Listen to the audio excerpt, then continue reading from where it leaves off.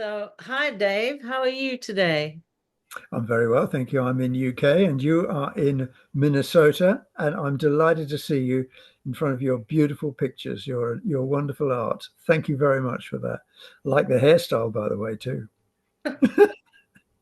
So, today I've asked you to come here and bring your absolute beautiful expertise with our galactic history and science and apply it to some of the theories I have about the power of the feminine in the cosmic domain, because I've come up with these things independently and I want to see if they match with the CDT plates and to see if I'm in sync and if you could put me on the right track if you think I might be wrong.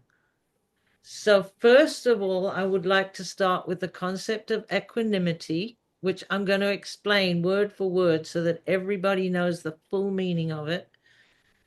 And then we're gonna go on to discuss pure consciousness and the divine feminine, the connection with that. And then I would like to end with the Magdala Ascension consciousness, which is a term that I've coined.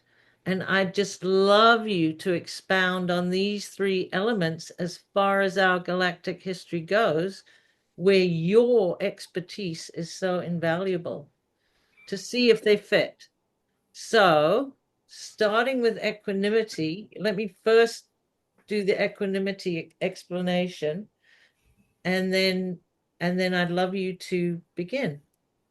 So, Okay. equanimity is a state of psychological stability and composure, which is undisturbed by the experience or exposure to emotions, pain, or other phenomena that may cause others to lose the balance of their mind.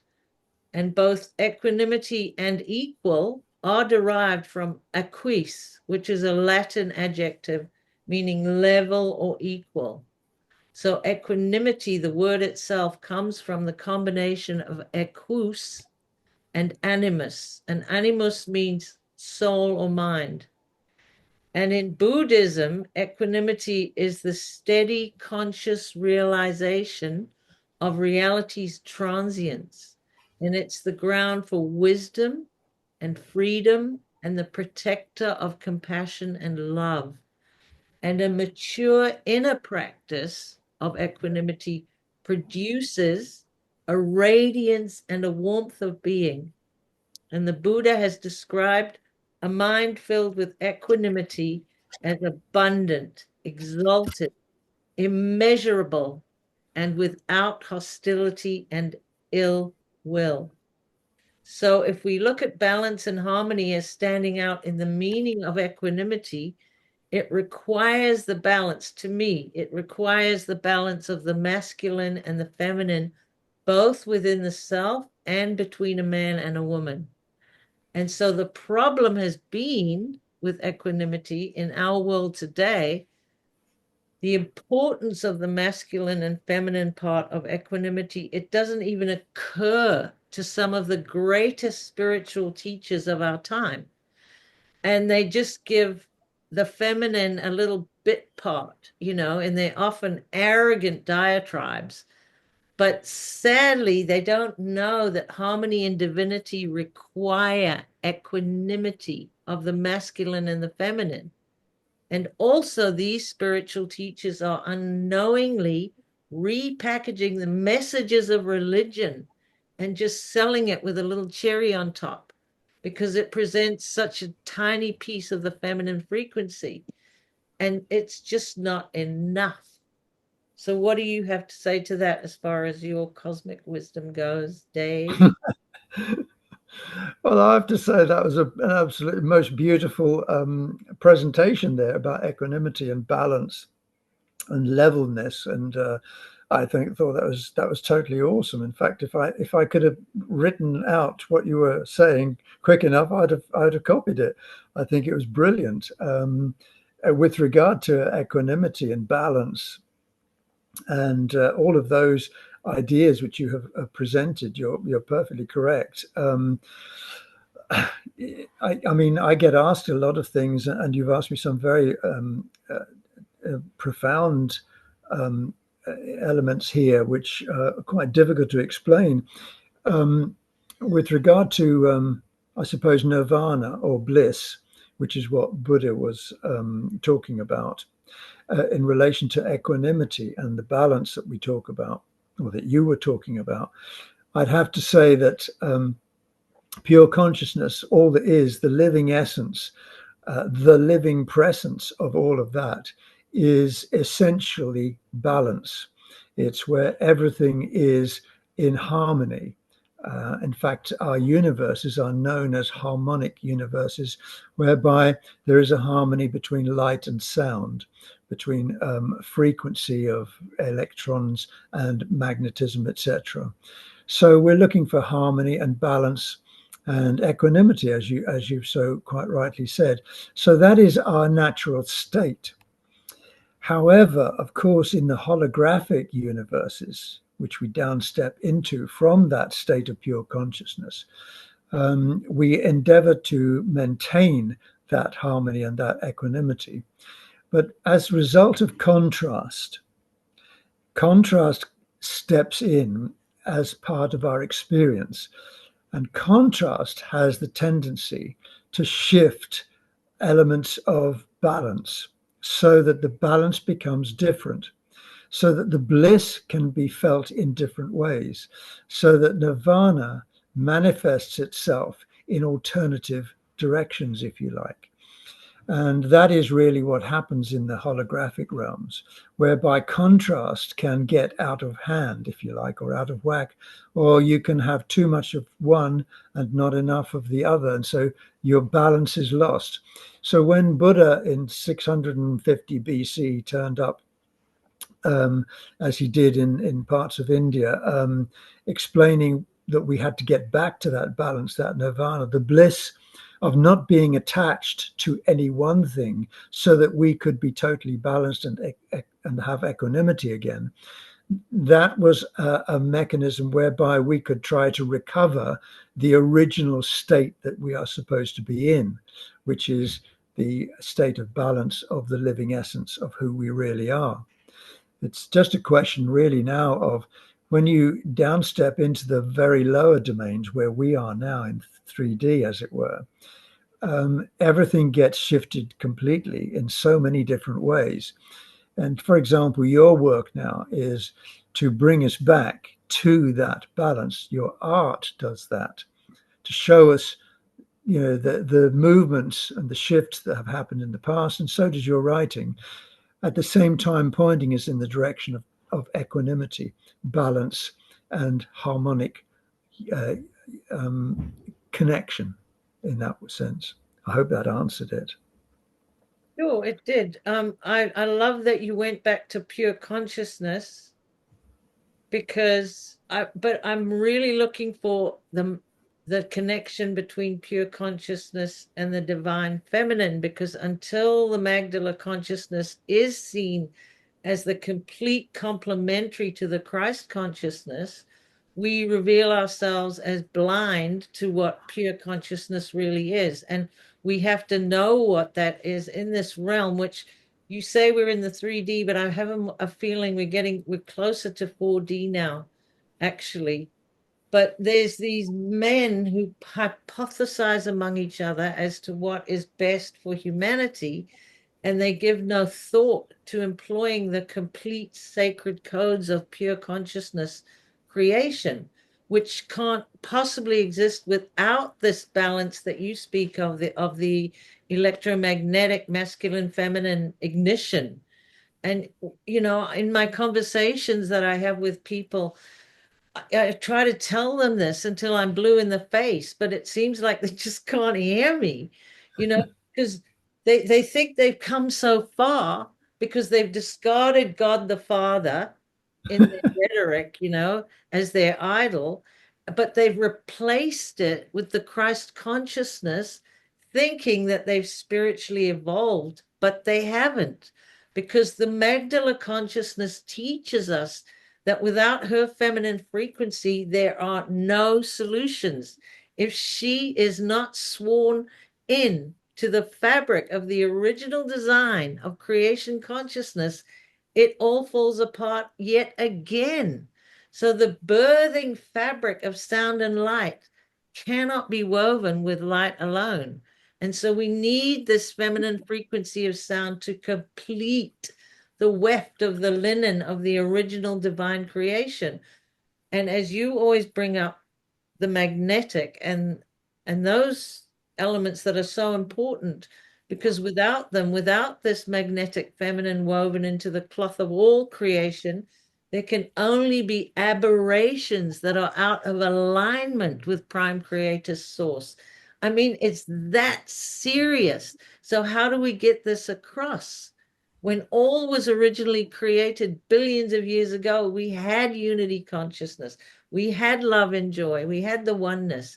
And there weren't any aberrations, as far as I know, from what the things that you've taught me, Dave. So we know now that, like, our DNA is healing. We know this inherently. We know that we all came from one source. We know that we were all one tribe of angelic humans. Why can't we have that back today? Well, that was a very eloquent narrative which you just played there. It was just wonderfully done, straight off the off the sleeve there. I thought it was wonderful. So really well done for explaining all of that. I mean, you've covered all the bases there. The thing is that in the original state, I call it the original reality. And there are many realities which we've created, of course, many futures and pasts. But the original reality is unchanging. It is balanced, it is harmony, and it is full of equanimity. It is what it is. Like I said, that contains everything in perfect harmony and balance. So if you're looking at pure consciousness and all there is, then you're looking at I was going to say electromagnetism, but it isn't that. It's way past that. It's the energies of all that is manifested in perfect harmony all the time. And that gives a level balance to all things. That's the equanimity that you were talking about. So what happens when we come out of there, that we should suddenly have a division between what we call masculine and feminine, or electric and magnetism, or light and sound, or oscillation and vibration, because immediately there's a duality there. Does that duality exist in the pure consciousness of the original reality? It's in there, but it isn't duality. It's all harmony as one, all right? However, when we downstep, our frequency, our radiation signature of pure consciousness into the lower realms, what we call the external domains, then we are created out of what we create of ourselves manifests as electric and magnetism.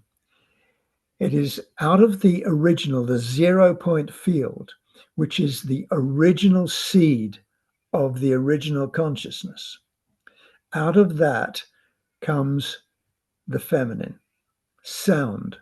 Sound is manifested out of the 0 point field of the original seed of consciousness. So first comes sound, and sound is, we call it feminine. It is magnetism.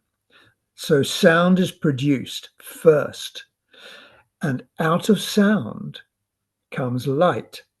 It even says that in the Bible. In the beginning was the Word, and out of the Word came the light, and the light was good. And so out of sound, magnetism, the feminine, comes light, oscillation, the masculine.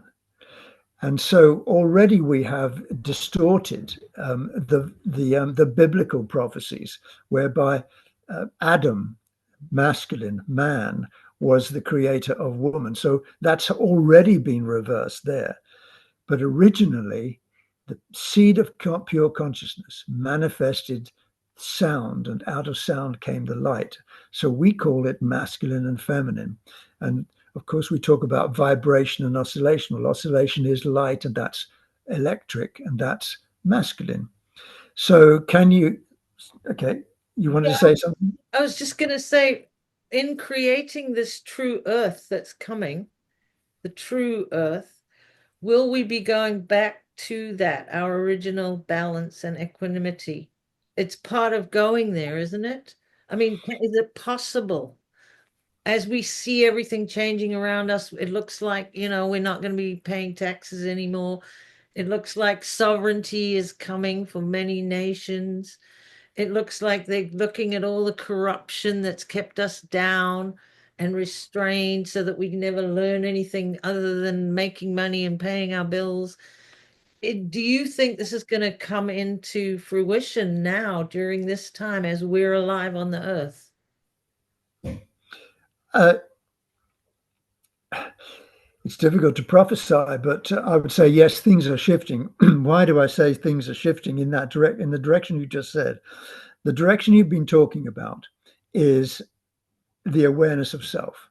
It's knowing who you are, because our whole story is really all about identity.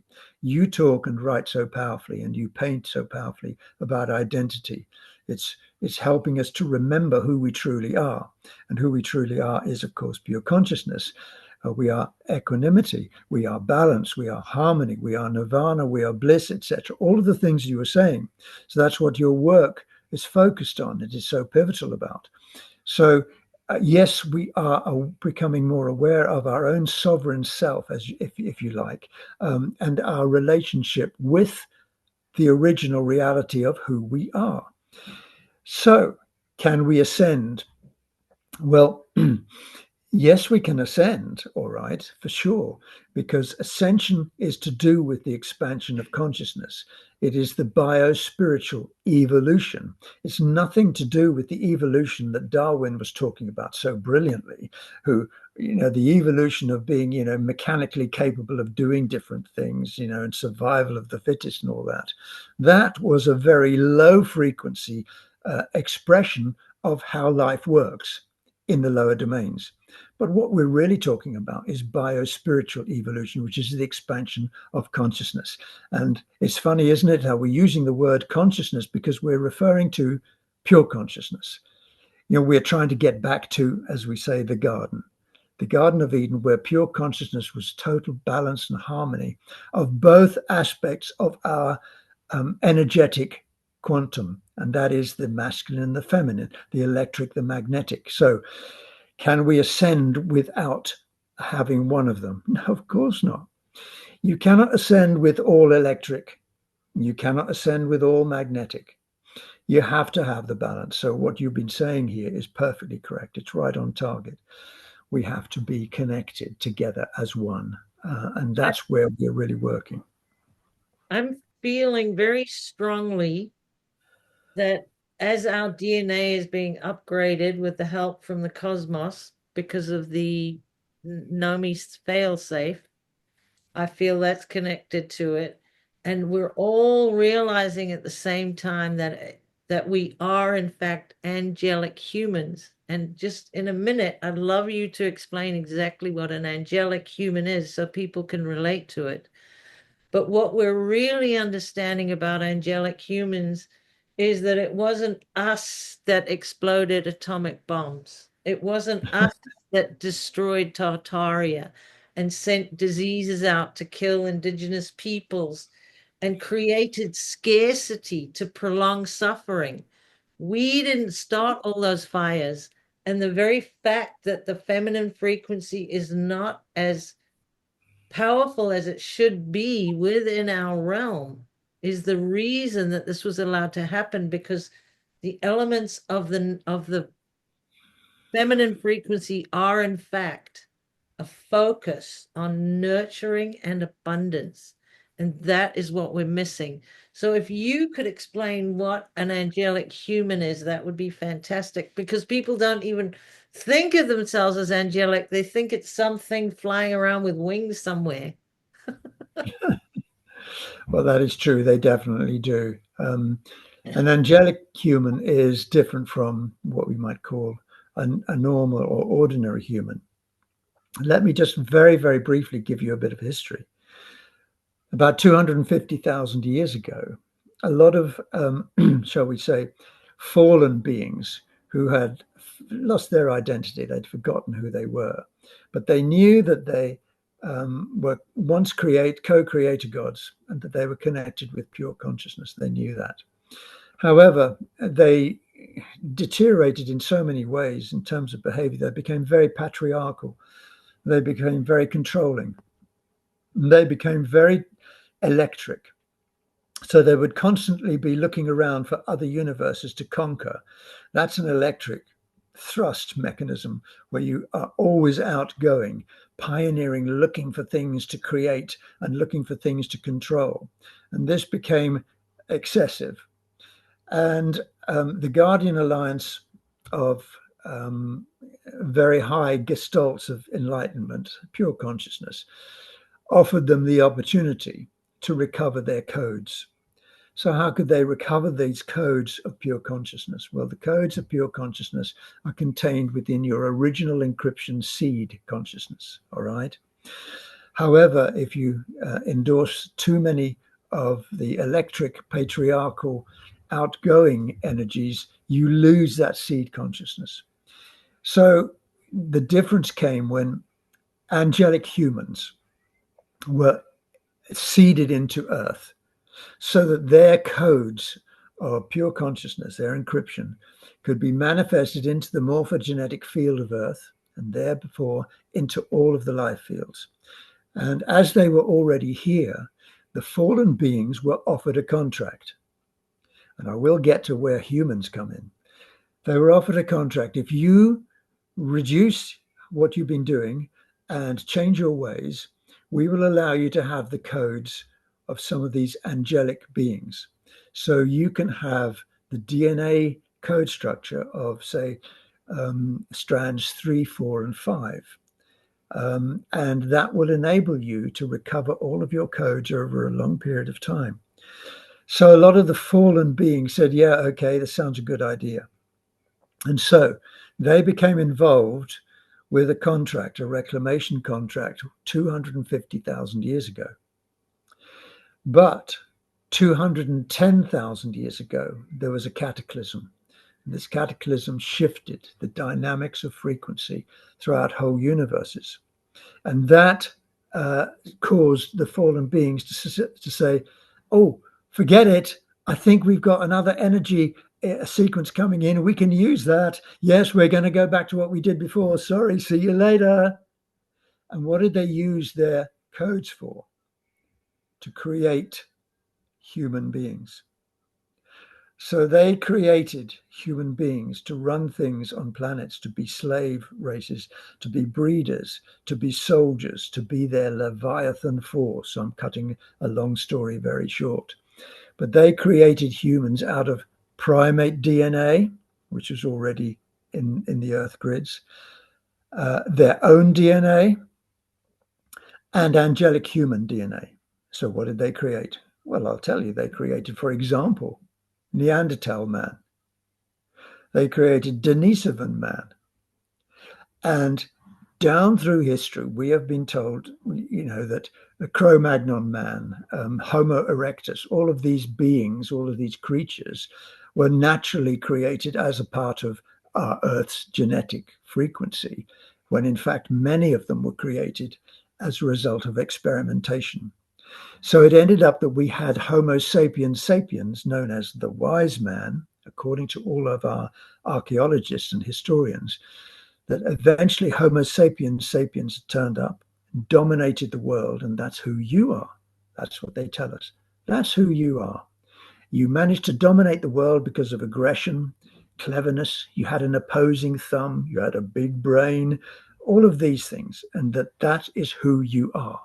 And over many thousands of years, we believed it, forgetting entirely that, in fact, the 12-strand DNA of the angelic human were what made us angelic. So when I talk about angelic humans, that's what I'm talking about. I'm talking about the original seeded Azurite humans from Dimension 6 who gave us that codes through our 12-strand DNA. But we lost our identity because we were told that we were something entirely different, that we sprang out of trees in Africa 200,000 years ago and became Homo sapiens and dominated the world in our very aggressive manner. And that's what we have been resisting and working against to try and remember who we are. Okay, so how does the feminine, the divine feminine, connect into all that so that we can bring her back into this realm fully? Those people, they understood that, right? They practiced equanimity. And so the only way we can really get back to a divine existence, it's the only way. Is that correct? I mean, what was her role in the cosmic design? Well, originally, the divine masculine and the divine feminine were absolutely together as one. And that allowed all universes, even in the holographic realms, to run themselves close to perfection so that many, many beings, trillions of beings, could ascend back into who they truly were, the living presence. That was the original state. In fact, even on our Earth, 600,000, 500,000 years ago. And many of your past existences, currently operating now, Jane, were in existence back then. So let's go back 500,000 years ago. 500,000 years ago, we were supposed to be not even real human beings. But 500,000 years ago, Jane, you were a very powerful, what we would call now, a shamanic priestess. And what does that mean? You cast spells? No, you didn't cast anything. You were connected absolutely with the energetic frequencies of Earth, which immediately meant that you were connected with the energetic frequencies of the animal kingdom, the elemental kingdom, the plant kingdom, all of it, through your nurturing magnetic power, your vibratory sound connection power. And you were connected through that with all that was in existence on Earth. So what part did the masculine play? The masculine played the creative, expanding, energetic frequency which joined you so that you would nurture the Earth and he would explore the cosmos. And that is the way it is supposed to work, where he explores, expands, and protects the world upon which he lives. And the feminine nurtures the world and the energies that he brings in and helps him to reconstitute his spiritual presence upon the earth. Now, back 500,000 years ago, our earth was a beautiful place. Literally, where the lion would lie down with the lamb. We've heard that one in the Bible. That story is not exactly as they made it out to be, but that is what used to happen. So the animal kingdom, we could talk with the animal kingdom. We could share with the sea kingdoms, the oceans, etc. We knew all of the plants. They could connect with us. They could communicate. There were no, bramble bushes where, you wouldn't want to go in, etc. Everything was connected and aligned 500,000 years ago.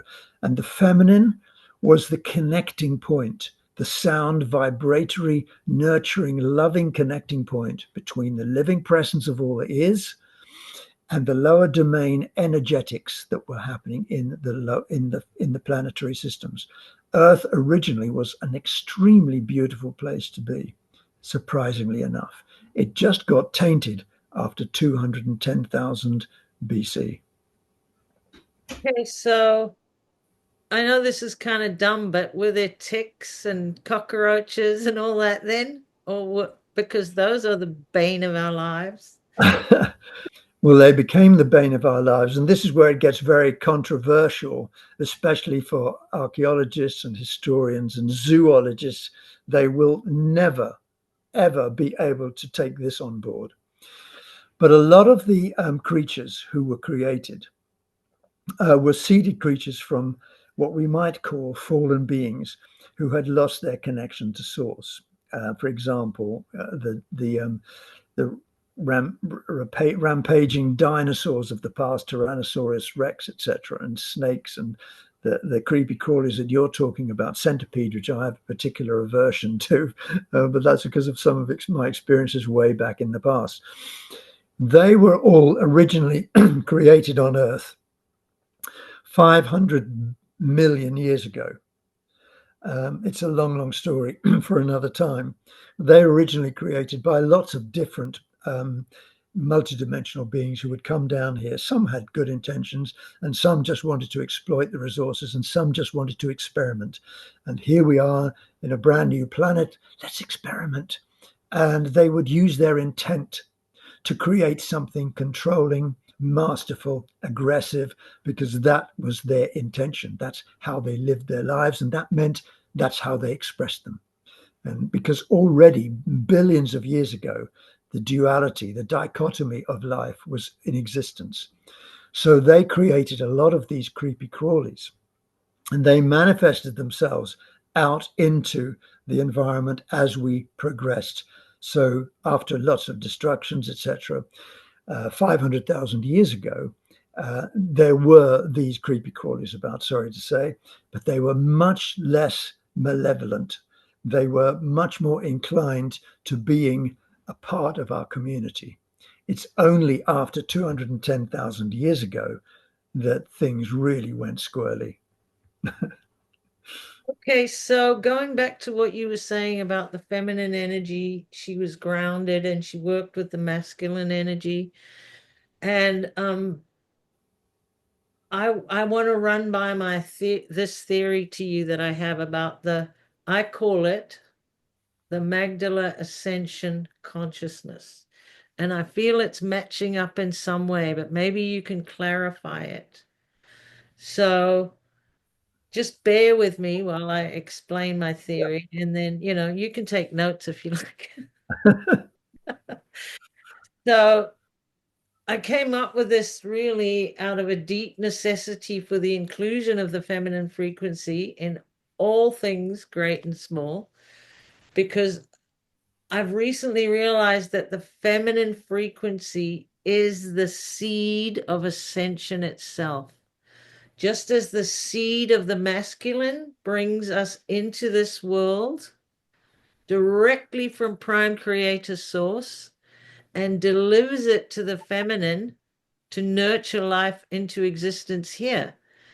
And so to me, it's just the missing piece of the entire puzzle, really, because she represents nurturing and abundance. At the end of life, we see that the priests come in and completely usurp the whole experience of transitioning and death.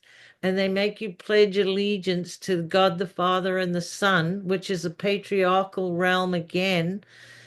And you say, yes, I believe in God the Father and the Son. And then in some way that has something to do with how our souls are recycled back here, and they've taken it over. But when you look at the Kundalini and the spinal fluid, the whole thing, how it travels down the hollow canal of the spine, and then it saturates the outside of the spinal cord, and then it continues to move down to where the root chakra and the Kundalini energy reside, esoterically speaking. And it's at that point. Well, actually, first I need to say that this Kundalini energy that's associated with the base of the spine is believed to be a powerful divine feminine energy, which is awakened through these practices, and you can use crystals and so on. A lot of people have experimented with it. But where I'm going with this is that there you are at the base of the spine in the human body where this powerful divine feminine energy is, and then it goes back up the spine. And more than that, you've got the pineal and you've got the pituitary, and that connection of energy between the two is called the arc of the covenant. So there is a perfect example of the masculine and the feminine working together. And this is what I think the reason that Mary Magdalene was called a whore was because the pituitary is connected to our sexuality. And that is where they got that from originally. So you've got the pituitary and the pineal forming the Ark of the Covenant, the Mary Magdalene, and the Christ consciousness. Because it's also that spinal fluid is called a crystal fluid, the Christ. So basically, the Christ consciousness, in my mind, is about how you are walking on the earth once you get here and how to be on the earth. And the feminine is right by his side, and he brought us in. And then Mary Magdalene takes the end part where the feminine energy is what lifts you into whatever realm it is that you're going to go to and facilitates that. It's the feminine energy. So I've never heard this before, and it was given to me through some way or other, I don't know, through the cosmos.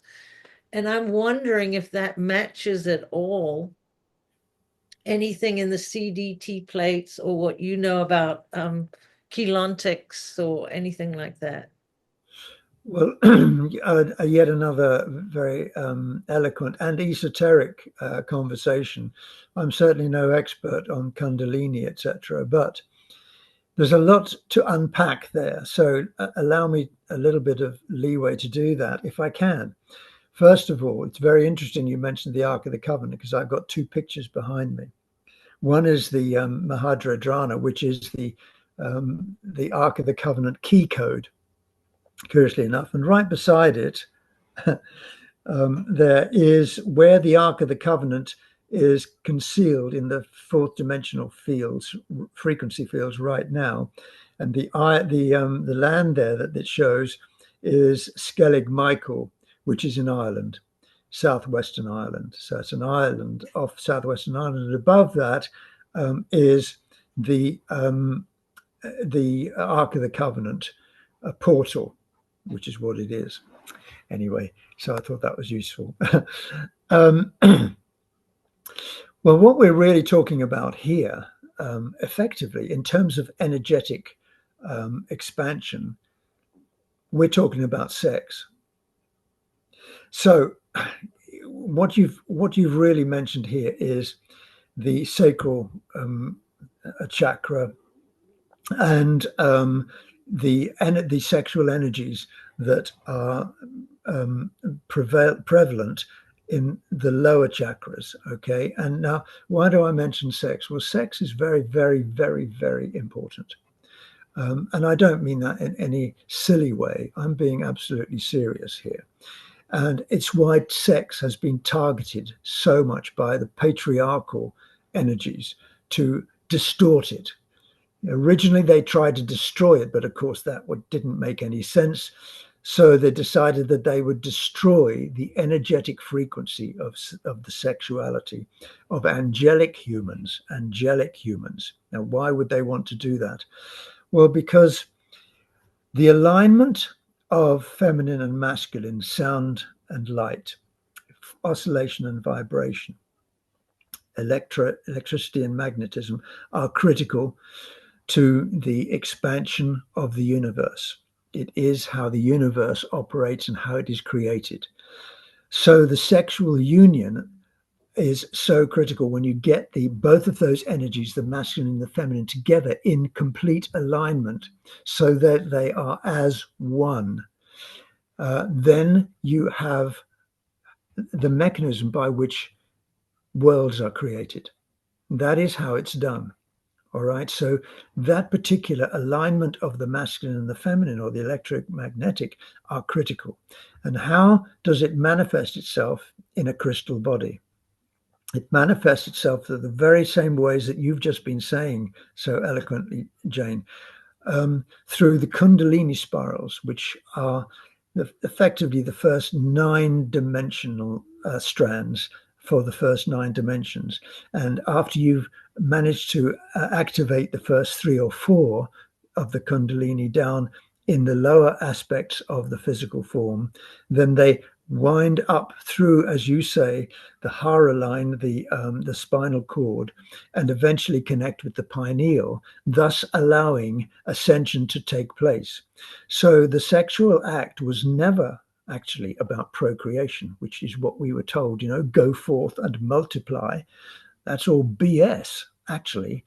We can do that if we choose. If we ever had a mind to, we would be able to procreate as and when we chose. Maybe not, maybe never, but maybe sometimes. We had complete control of it. Now, of course, it's reduced to an autonomic function. And that was a deliberate policy by AI to make that manifest. So, what is the purpose of our sexual connection? It's the union of the one, so that we can ascend and expand our consciousness out into the universal realms as one. And in doing so, we expand that consciousness out into all of the realms everywhere in every frequency. That's the purpose of the sexual union. We just put the word sex in there to give it an alternative twist, a distorted mechanism. So what you've been saying about the Magdala effect, which I'd never heard of until you mentioned it, is Because I quite made it correct. up, Dave. Sorry? Because I made it up. You Oh, never right. heard of it because I made it up. Okay, well, very creative. That's excellent. And so what you're talking about is the alignment of energetic frequency between the masculine and the feminine, which is so powerful. In fact, if I can just detour very, very slightly, they made a film about that in Hollywood called The Adjustment Bureau with Matt Damon and Emily Blunt.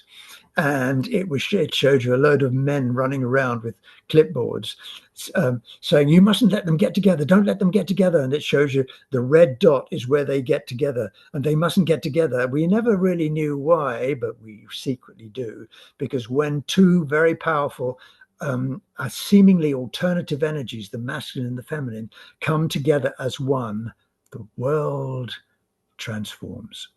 And that's really what you're talking about. So I agree entirely. Right.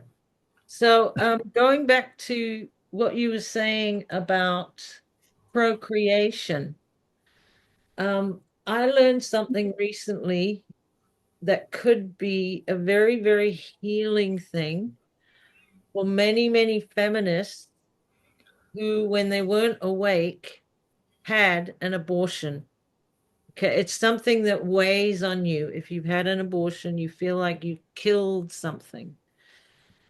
But yet, in the early part of pregnancy, there's no soul yet.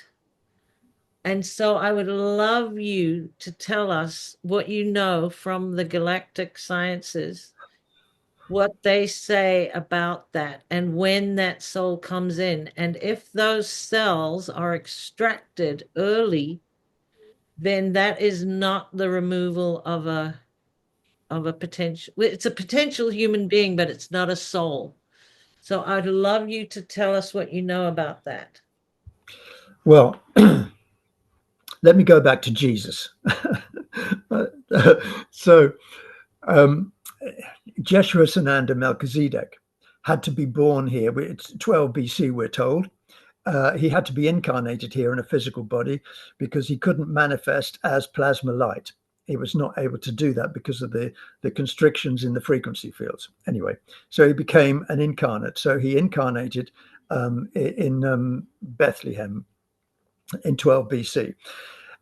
So immediately you would think that as he was born, or even as he was consummated, when the marriage was consummated, then immediately he was a living being of God source, which we all are. And therefore he was immensely powerful right there as in the moment of consummation. Well, in fact, if he, because of the three-dimensional low frequency particle base that we have down here, if he had manifested all of his frequencies, his 12 strands or 24 strands or whatever it was, in the instant of being consummated into the womb of his mother, it would have blown not only the frequencies of the mother, but probably the whole planet.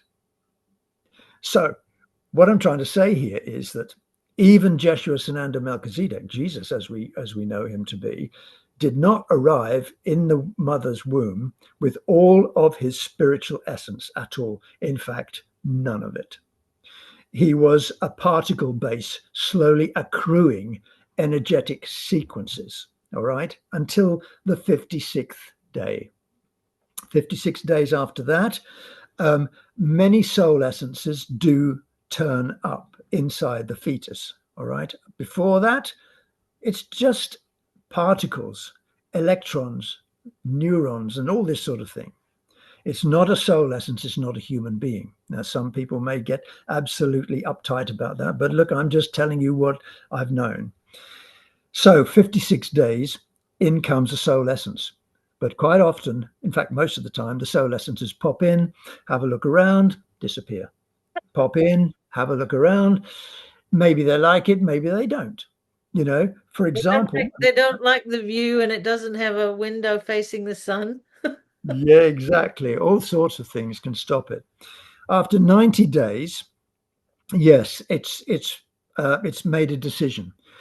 A lot of soul essences don't want to turn up and be born. They just want to.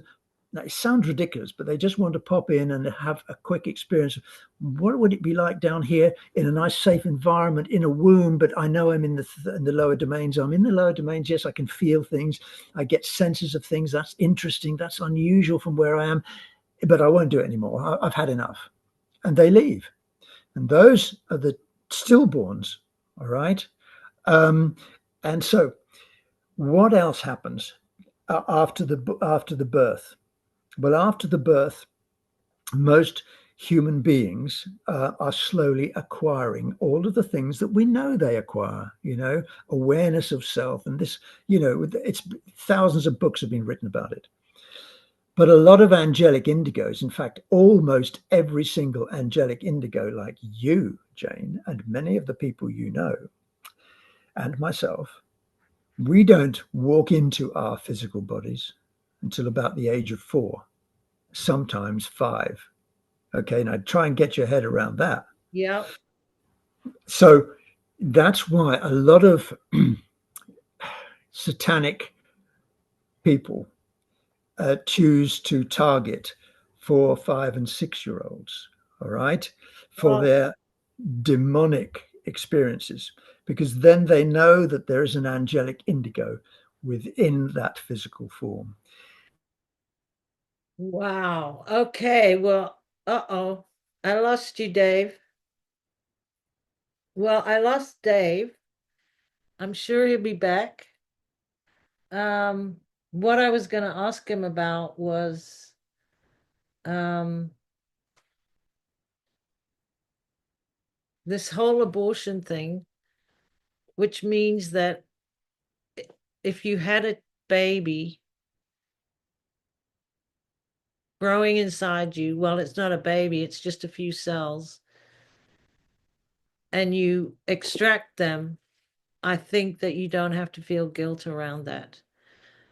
But the thing is, where it gets terrible is that they have now got to a point where they are literally allowing the baby to be born, and the mother says she doesn't want it. And there was a video that was shown in a court case that determined Roe v. Wade, where the baby was strangled to death after it was born.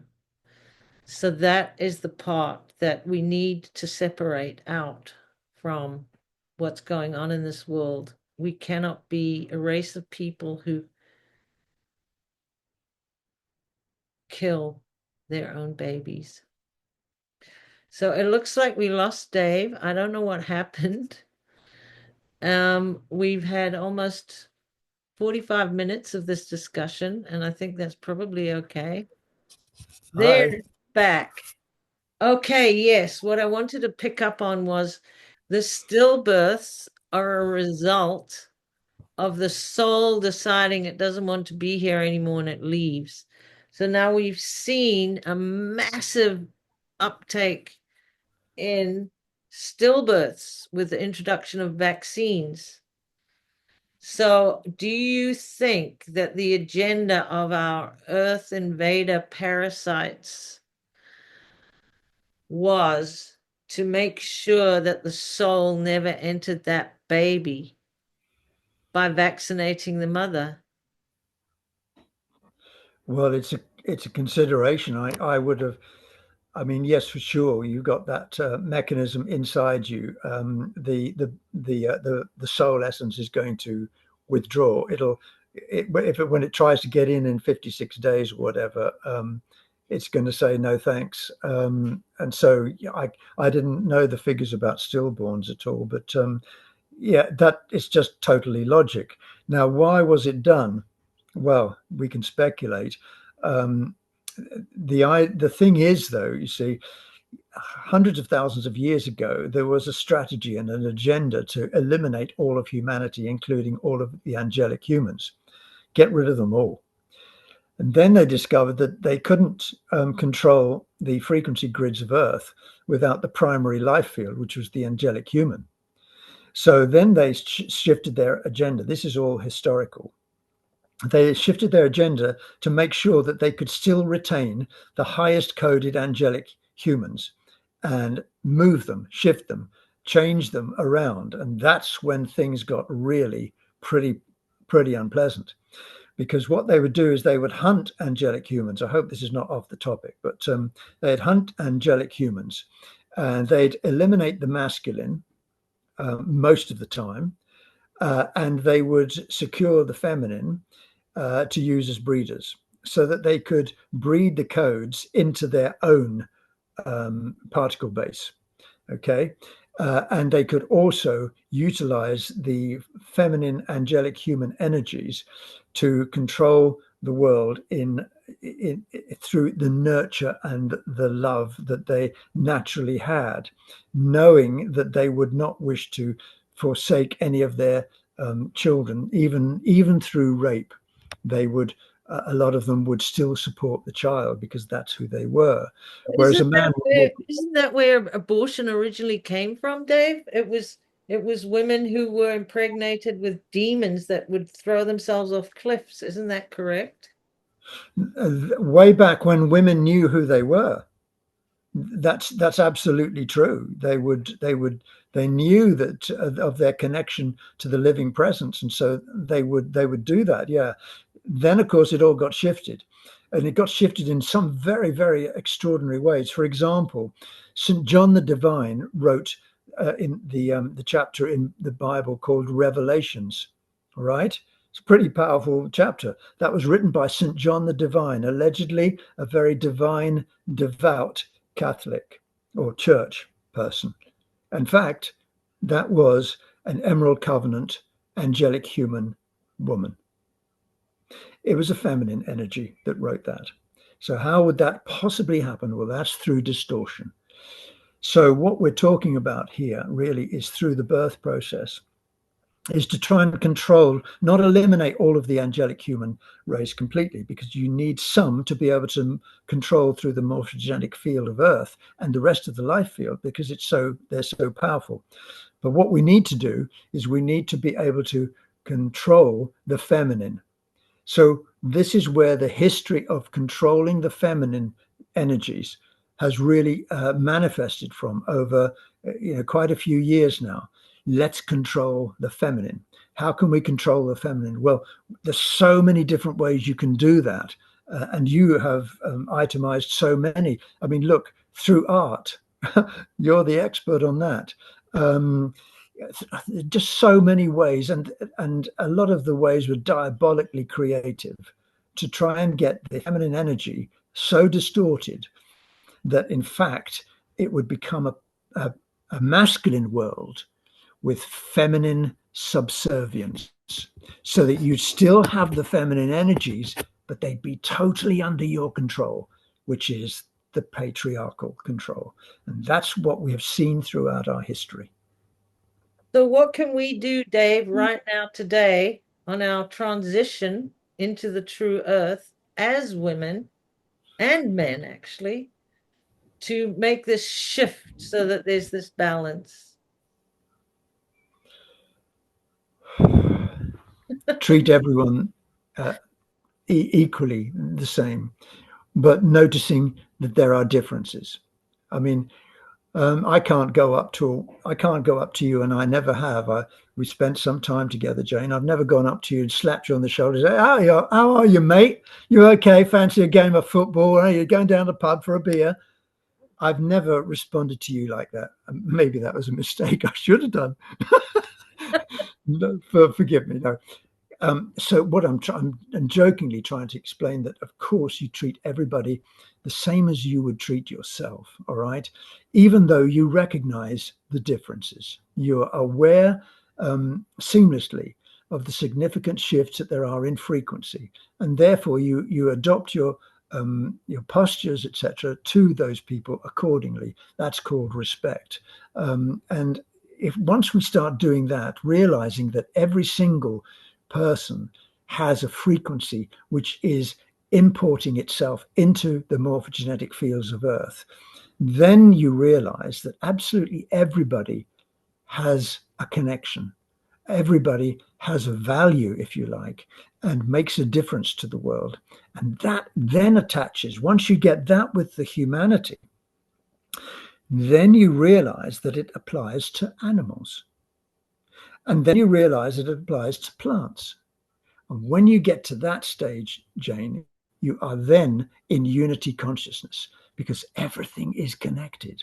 I had a lot of problems when I was a child.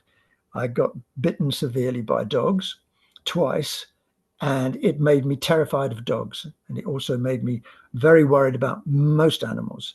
And so consequently, I never had a connection with them. I was a disconnected person from all animals. But fortunately, thank goodness, I expanded my consciousness enough to be able to recognize that we are all one, and that's connected with plants as well. So I've become a much more rounded person in that sense, rather than an isolated, separated being, unable to accept half of the universe. And that was a serious weakness in me.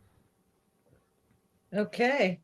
Well, I want to tell you that I'm very, very thankful for your wisdom today here in this conversation.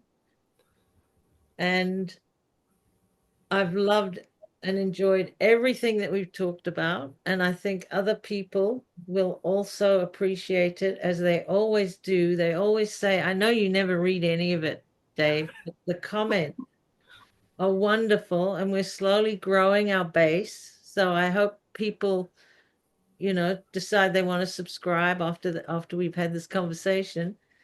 And it looks like we're only really able to do this about once a month. So we'll probably schedule another one for next month. And I just want to say thank you so much. And of course, I could talk to you forever, but there was so many things that going through my mind. For instance, these people that worship Moloch.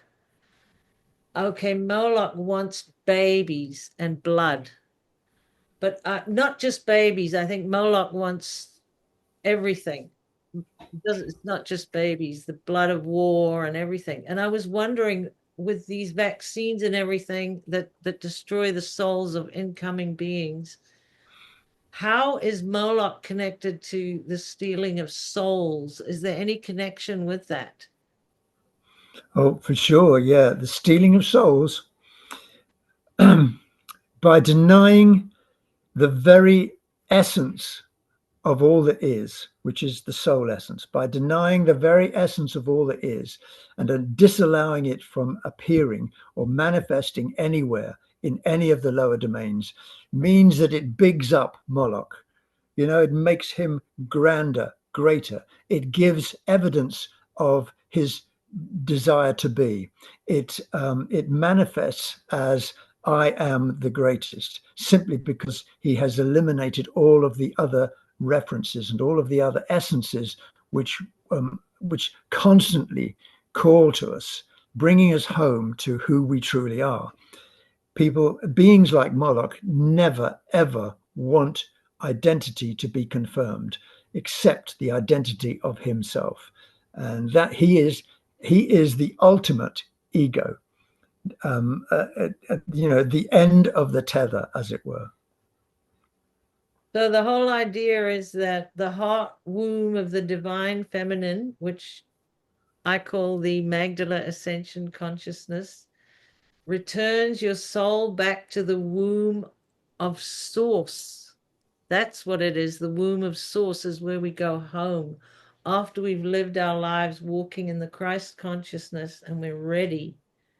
So that's how it's supposed to be, according to me. But if you have no soul, you're never going to go home. You're never going to go anywhere. You're just going to be floundering around out there, Well, some yeah, lost soul.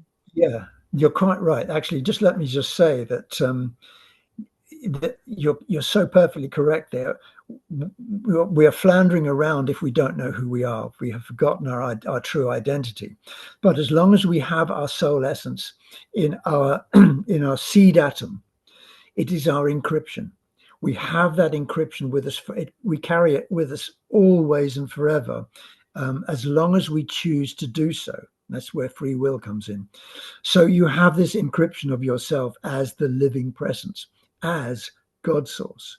And the amazing thing about this is that it calls to you. It rings like a bell, sound, through the sound mechanism, which is the feminine. And And as that's long as, why, sorry, go ahead, Dave.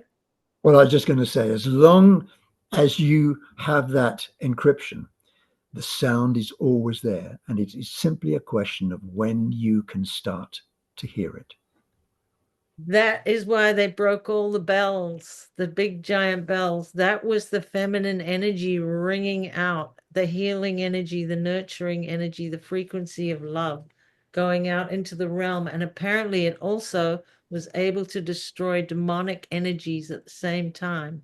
Wow. It's why they smashed those beautiful big bells up, because they couldn't survive as long as those bells rang. Well, that's wonderful. Yes, I totally agree. So I think we've come full circle there, Jane. We've covered all the bases. And let me just say that in the last year that I've known you particularly, your work has become so pivotal and so powerful. And I just wanted to say thank you to you for not only expanding my consciousness through your work, but also for connecting with so many other people in the same way. Thank you. Well, Dave, the feeling is mutual because I consider you my launch pad. Because I wouldn't have known anything of our galactic history if it wasn't for you. And I highly recommend everybody start looking into it wherever you can find it, because that's why they didn't teach it to us at school. So thanks a lot, Dave. Bye.